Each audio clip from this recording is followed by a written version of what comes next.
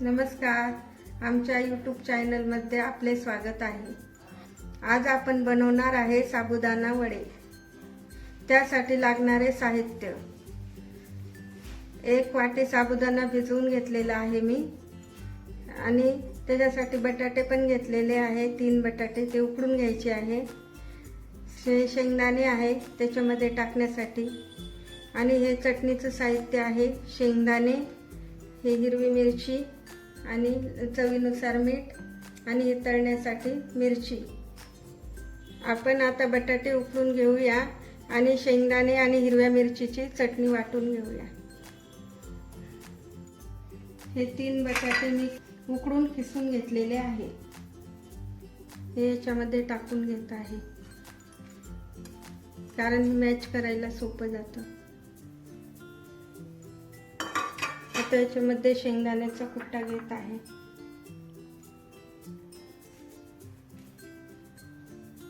आता मी यामध्ये तिखट टाकून घेत आहे। 1 चमचा आहे पोहे खायचा।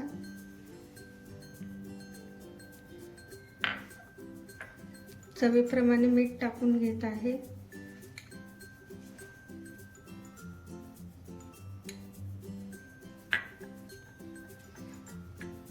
आणि हा साबुदाणा जसा लागेल तसा टाकणार आहे।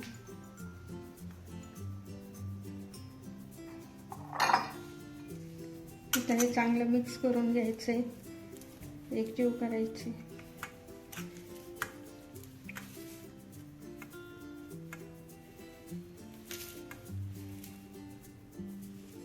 बरेचसे जण याच्यामध्ये कोथिंबीर आणि जिऱ्याचा उपयोग करतात, पण आम्ही खात नाही म्हणून टाकलेलं नाहीये।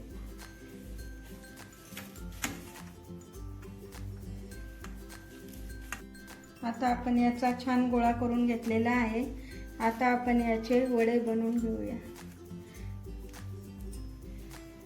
आता तेल गरम झालेलं आहे, मी हातावरतीच वडा बनवलेला आहे।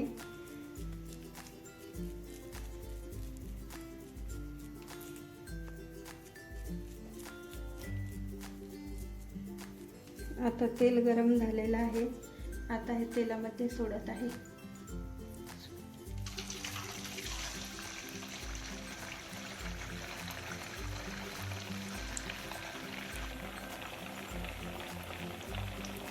वडा चांगला असा लालसर होऊ द्यायचा आहे, कारण तो क्रंची होतो मग।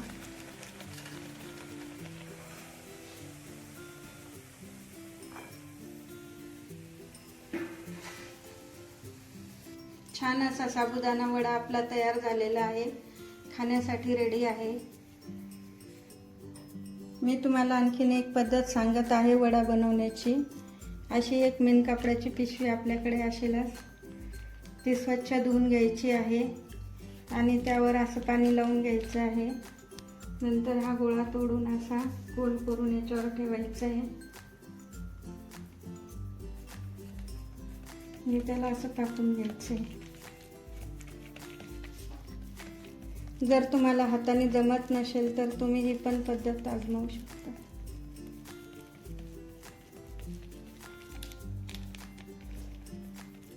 हा वडा एकदम पातळ होतो।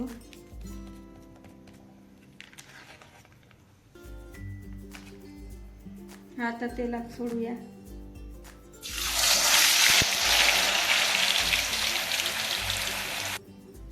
चला तर आता आपण मिरच्या तळून घेऊया।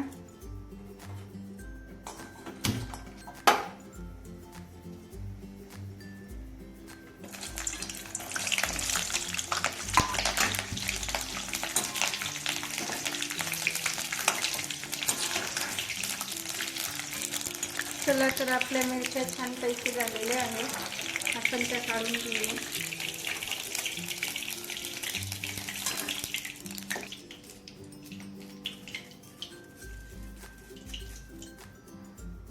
त्याच्यावर मीठ टाकून झालेलं आहे। चला तर आपलं दोन्ही रेडी झालेलं आहे।